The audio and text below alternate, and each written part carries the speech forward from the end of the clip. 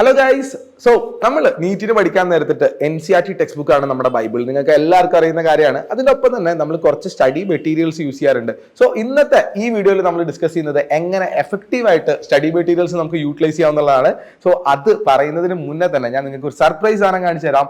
നമ്മുടെ ഡോപ്പയുടെ study material ദാ പിടിച്ചോ ദൈവം. സോ മക്കളെ, ഇതാണ് നമ്മുടെ ഡോപ്പയുടെ സ്റ്റഡി മെറ്റീരിയൽസ് ആൻഡ് നമ്മുടെ ഡോപ്പയുടെ എല്ലാ സ്റ്റുഡൻസിനും നമ്മൾ ഓൾറെഡി ഡിസ്ട്രിബ്യൂട്ട് ചെയ്ത് കഴിഞ്ഞിട്ടുണ്ട്. സോ ഇതുപോലെ നിങ്ങൾ ഡോപ്പയുടെ സ്റ്റുഡന്റ് ആണെങ്കിൽ നിങ്ങൾക്ക് ഈ മെറ്റീരിയൽസ് കിട്ടിയിട്ടുണ്ടാവും. ഇനി ഡോപ്പ സ്റ്റുഡൻസ് അല്ലാത്തവർക്ക് നിങ്ങളുടേതായിട്ടുള്ള ഇൻസ്റ്റിറ്റ്യൂട്ടുകൾ ഉണ്ടല്ലോ, അവിടെ നിന്ന് സ്റ്റഡി മെറ്റീരിയൽസ് കിട്ടിയിട്ടുണ്ടാവും. സോ എന്താണ് ഈ മെറ്റീരിയൽസിന്റെ ഉപയോഗം, എങ്ങനെയാണ് നിങ്ങൾ ഇത് ഉപയോഗിക്കേണ്ടത് എന്നുള്ള കാര്യം ഫസ്റ്റ് പറഞ്ഞുതരാം.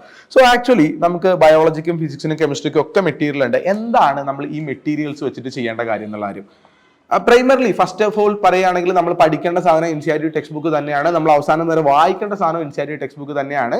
സോ മെറ്റീരിയൽ കൊണ്ട് നമുക്ക് എന്തെല്ലാം കാര്യങ്ങൾ കിട്ടും. അതിൽ ഒന്നാമത്തെ ഏറ്റവും പ്രധാനപ്പെട്ട കാര്യം, എൻട്രൻസിനെ സംബന്ധിച്ച് നമ്മൾ പലവട്ടം പല വേദികളിൽ പല സമയങ്ങളിലായിട്ട് പറയുന്ന കാര്യങ്ങളാണ്. എൻട്രൻസിനെ സംബന്ധിച്ചിട്ട് ഏറ്റവും ഇമ്പോർട്ടൻ്റ് ആയിട്ട് വരുന്ന സാധനം എന്ന് പറഞ്ഞാൽ പ്രാക്ടീസ് ചെയ്യുക എന്നുള്ളതാണ്, ക്വസ്റ്റ്യൻസ് പ്രാക്ടീസ് ചെയ്യുക എന്നുള്ളതാണ്. സോ ഈ ക്വസ്റ്റ്യൻസ് പ്രാക്ടീസ് ചെയ്യാനുള്ള ഒരു മീഡിയമാണ് നമ്മുടെ സ്റ്റഡി മെറ്റീരിയൽ. ഇപ്പോൾ നമ്മുടെ സ്റ്റഡി മെറ്റീരിയൽ നോക്കുകയാണെങ്കിൽ അതിൻ്റെ ഉള്ളിൽ ഡിഫറെൻ്റ് ആയിട്ടുള്ള ക്വസ്റ്റ്യൻസ് ഉണ്ടാവും. അതല്ലാതെ ഒരു NCERT തന്നെ അല്ലെങ്കിൽ വേറെ പുറത്തുനിന്നുള്ള കുറച്ച് ഡാറ്റ ഒക്കെ എടുത്തിട്ട് നോട്ടാക്കി കൺസെപ്ച്വലി എഴുതി വെക്കുന്ന ഒരു മെറ്റീരിയൽ കൊണ്ട് നീറ്റ് പഠിക്കുന്ന കുട്ടികൾക്ക് വളരെ വലിയ യൂസ് ഉണ്ടാവാറില്ല. അപ്പൊ നമ്മൾ എങ്ങനെയാണ് നീറ്റിന് സാധാരണ പഠിക്കാന്ന് വെച്ച് കഴിഞ്ഞാൽ നമ്മൾ ക്ലാസ് കേൾക്കും, ഓൺലൈനായിട്ടോ ഓഫ്ലൈനായിട്ടോ ഒക്കെ ക്ലാസ്സുകൾ കേൾക്കും. ക്ലാസ്സിന്റെ കൂടെ സ്പീഡിൽ എഴുതിയെടുക്കുന്ന ക്ലാസ് നോട്ട്സ് നമ്മുടെ കയ്യിൽ ഉണ്ടാവും. ഈ ക്ലാസ് നോട്ട്സ് നോക്കി നമ്മൾ NCERT വായിക്കും. ആൻഡ് NCERT നല്ല വൃത്തിക്ക് വായിച്ചതിന് ശേഷം അല്ലെങ്കിൽ അതിനനുസൃതമായിട്ട് ഓരോ ചാപ്റ്ററിനും ഡിഫറെന്റ് സ്ട്രാറ്റജീസ് ആണ് നമുക്കറിയാം. പക്ഷെ അതനുസൃതമായിട്ട് ആ ചാപ്റ്റർ കഴിഞ്ഞതിന് ശേഷം അല്ലെങ്കിൽ അതിനോടൊപ്പം തന്നെ നമ്മൾ കുറച്ച് ക്വസ്റ്റ്യൻസ് ചെയ്യും. അപ്പൊ ഈ മെറ്റീരിയലിന്റെ ഏറ്റവും വലിയ ഉപയോഗം എന്ന് പറഞ്ഞു കഴിഞ്ഞാൽ ക്വസ്റ്റ്യൻസ് ചെയ്യുക എന്നുള്ളതാണ്. സോ അത് നിങ്ങൾ എല്ലാവരും മനസ്സിലാക്കിയിരിക്കുക. അവിടെയാണ് നമ്മൾ മെറ്റീരിയൽ ഏറ്റവും ആദ്യം ഉപയോഗിക്കേണ്ടത്. ആൻഡ് എന്താണ് ഒരു ഐഡിയൽ മെറ്റീരിയൽ, അത് എന്തായാലും നമ്മൾ ഡിസ്കസ് ചെയ്യേണ്ട കാര്യമാണ്. ശരിക്കും ഒരു ഐഡിയൽ മെറ്റീരിയൽ എന്ന് പറഞ്ഞു കഴിഞ്ഞാൽ അതിൻ്റെ ഉള്ളിലുള്ള കൺസെപ്റ്റുകളൊക്കെ ചെറിയ ചെറിയ സിനോപ്സിസ് ആക്കിയിട്ട്, സിനോപ്സിസ് എന്ന് പറഞ്ഞു കഴിഞ്ഞാൽ നമുക്ക് ഓർത്തെടുക്കാൻ പാകത്തിനുള്ള രൂപത്തിൽ ചെറിയ ചെറിയ കുഞ്ഞി എഴുത്തുകളായിട്ട് നമ്മൾ എഴുതി വെച്ച സാധനങ്ങൾ. ഇപ്പോൾ ഫിസിക്സ് അല്ലെങ്കിൽ കെമിസ്ട്രി ആണെങ്കിൽ അതിനകത്ത് important equations, important areas, important tables അത് മാത്രം ഒന്ന് സെപ്പറേറ്റ്ലി എടുത്തെഴുതി വെച്ചിട്ടുള്ള ഒരു ബ്രീഫ് തിയറി ഏരിയ ഉള്ള ഒരു സാധനം അത് എന്തായാലും ആവശ്യമുണ്ട്. അതിനുശേഷം ക്വസ്റ്റ്യൻസ് ആണ് വേണ്ടത്. ആൻഡ് ഐഡിയലി നമുക്കറിയാം ഒരു ചാപ്റ്ററിൻ്റെ ഉള്ളിൽ നിന്ന് എത്ര ക്വസ്റ്റ്യൻസ് ആണ് നിങ്ങൾ ചെയ്ത് പഠിക്കേണ്ടത്. നമുക്കറിയാം മിനിമം ഓഫ് ഒരു 250 to 300 അല്ലെങ്കിൽ 350 ക്വസ്റ്റ്യൻസ് ഒക്കെ പെർ ചാപ്റ്റർ, ഓരോ ചാപ്റ്ററിനും നമ്മൾ ചെയ്യണം. ഫിസിക്സിലും കെമിസ്ട്രിയിലും ബയോളജിയിലും ഒക്കെ നമ്മൾ ചെയ്യണം. സോ ഈ ക്വസ്റ്റ്യൻസ് അവിടെ ഉണ്ടാവണം.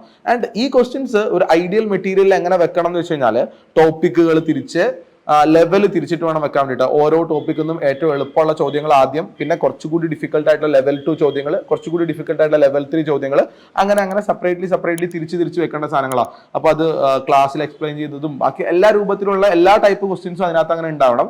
സോ ടോപ്പിക്ക് തിരിച്ച് ലെവൽ തിരിച്ചിട്ട് അങ്ങനെ ഉണ്ടാവണം എന്നുള്ളതാണ് ഒരു മെറ്റീരിയലിന്റെ ഒരു ഐഡിയൽ സാധനം എന്ന് പറയുന്നത്. അപ്പോൾ നമ്മുടെ കയ്യിലിരിക്കുന്ന മെറ്റീരിയൽ ഇങ്ങനെയൊന്നും അല്ല, അതിനകത്തൊരു സിനോപ്സിസ് ഇല്ല, അല്ലെങ്കിൽ ക്വസ്റ്റ്യൻസ് ഇങ്ങനെ ഭയങ്കര റാൻഡം ആയിട്ടുള്ളതാണെങ്കിൽ അതൊരു ഐഡിയൽ മെറ്റീരിയൽ അല്ല എന്നുള്ള കാര്യം മനസ്സിലാക്കുക. സോ ഐഡിയൽ മെറ്റീരിയൽ അങ്ങനെ ആയിരിക്കണം. ഇനി മെറ്റീരിയൽ നമ്മൾ എങ്ങനെയാണ് ഉപയോഗിക്കേണ്ടത് എന്നുള്ളതാണ്. ഉപയോഗിക്കേണ്ട കാര്യം ഞാൻ ആദ്യം പറഞ്ഞ പോലെ തന്നെ നമ്മൾ ക്ലാസ് കേട്ടു, നോട്ട് എഴുതിയെടുത്തു, നോട്ടൊന്ന് വായിച്ചിട്ട് NCERT ഒക്കെ ഒന്ന് വായിച്ചു. വേണ്ട ചാപ്റ്ററിൽ എല്ലാ ചാപ്റ്ററിലും ആദ്യം പോയി NCERT വായിക്കുകയല്ല, ആ നോട്ടിന്റെ ഉള്ളിൽ നിന്ന് ഡയറക്ട്ലി നമ്മൾ കയറേണ്ടത് മെറ്റീരിയലിനകത്തേക്കാണ്. മെറ്റീരിയൽ നമ്മൾ എടുക്കുമ്പോൾ നമുക്കറിയാൻ പറ്റും നമ്മുടെ മെറ്റീരിയലിന്റെ ഉള്ളിൽ തുടക്കത്തിൽ സിനോപ്സിസ് ഉണ്ടാവും. Just go through it.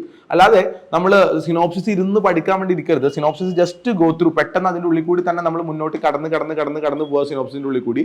അങ്ങനെ കടന്നു പോകുന്ന സമയത്ത് എന്തെങ്കിലും ഒരു എക്സ്ട്രാ പോയിന്റോ സാധനങ്ങളൊക്കെ നമ്മൾ കാണുന്നുണ്ടെങ്കിൽ NCERT ഉണ്ടോ എന്ന് മാത്രം നോക്കുക. NCERT ഇല്ലാത്ത ഒരു എക്സ്ട്രാ പോയിന്റ് ആണ് ആ ഒരു ഗൈഡിൽ അല്ലെങ്കിൽ മെറ്റീരിയൽ ഉള്ളതെങ്കിൽ അത് ഒരിക്കലും പഠിക്കേണ്ട ആവശ്യമില്ല എന്നുള്ളതാണ്. NCERT ഉള്ള ഒരു പോയിന്റ് ആണെങ്കിൽ ഓക്കെ ഇത് കൊള്ളാം, അത് ജസ്റ്റ് ഇങ്ങനെ നോക്കി പോയിട്ട് ജസ്റ്റ് ഒരു 5 മിനിറ്റ് അതിൽ കൂടുതലൊന്നും എടുക്കരുത് സിനോപ്സിന്റെ ഉള്ളിൽ കൂടി പോകാൻ വേണ്ടിയിട്ട്.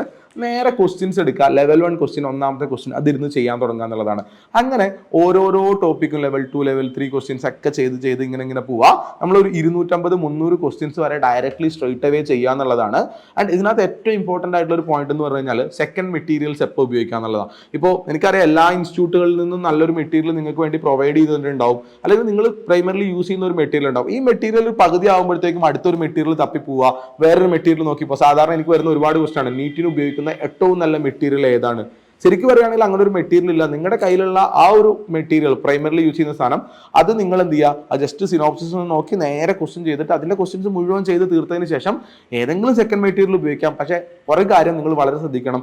സെക്കൻഡ് മെറ്റീരിയൽ എടുക്കുന്ന സമയത്ത് അതിൻ്റെ ഉള്ളിൽ നിന്നുള്ള എന്ത് ഉപയോഗിക്കരുത്, തിയറി പോർഷൻസ് ഒരിക്കലും ഉപയോഗിക്കരുത്. കാരണം 2 സ്ഥലങ്ങളിൽ നിന്ന് തിയറി വായിച്ചാൽ നിങ്ങൾക്ക് കൺഫ്യൂഷൻ ആവും. അതുകൊണ്ട് ഒരു സ്ഥലത്ത് തിയറി ആദ്യം വായിച്ചതെന്ന് മാത്രം തിയറി എടുക്കുക, ബാക്കി എല്ലാ സ്ഥലത്തും ക്വസ്റ്റ്യൻ ചെയ്യാൻ വേണ്ടി മാത്രം ഉപയോഗിക്കുക. മാക്സിമം ക്വസ്റ്റ്യൻസ് എത്ര ക്വസ്റ്റ്യൻ ചെയ്യാൻ പറ്റുമോ അത് ഒന്ന് തീർത്തതിന് ശേഷം മാത്രം മറ്റൊന്നിലേക്ക് മൂവ് ചെയ്യാന്നുള്ള ഒരു സ്ട്രാറ്റജിയിലേക്ക് എടുക്കാം.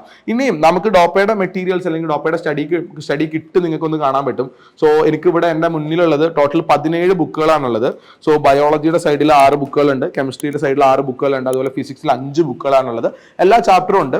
ആൻഡ് ഇതിനകത്ത് നമ്മൾ ആദ്യം പറഞ്ഞ പോലെ തന്നെ ഒരു ഐഡിയൽ മെറ്റീരിയൽ എന്നുള്ള രൂപത്തിൽ ഞാൻ നിങ്ങൾക്ക് പറഞ്ഞു തന്നിട്ടുള്ള സാധനങ്ങളാണ്. ഓരോ ചാപ്റ്ററും ആ ചാപ്റ്ററിന്റെ തുടക്കത്തിലുള്ള കുഞ്ഞു കുഞ്ഞു സിനോപ്സിസ് ഏരിയാസ്, ചെറിയ ചെറിയ ടേബിൾസും ഈ സിമ്പിൾ ആയിട്ടുള്ള സാധനങ്ങൾ തന്നിട്ടുണ്ട്. അതിനപ്പുറത്തേക്കുള്ള ക്വസ്റ്റ്യൻസ് നിങ്ങൾക്ക് കാണാൻ പറ്റുന്നുണ്ട്.